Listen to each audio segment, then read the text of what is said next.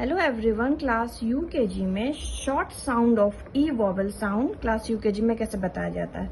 तो सबसे पहले एंडिंग वर्ड एग, एड, एब, एग फोनिक साउंड से एड, एड, एब। तो एंडिंग वर्ड्स ये हुआ।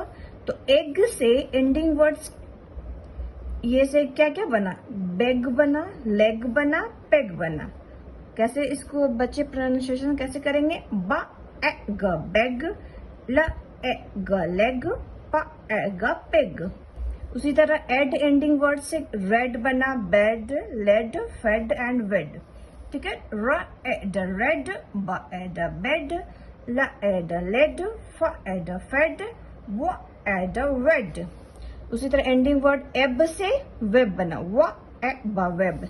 तो बच्चे को फोनिक्स बिल्कुल बहुत ज्यादा जरूरी है।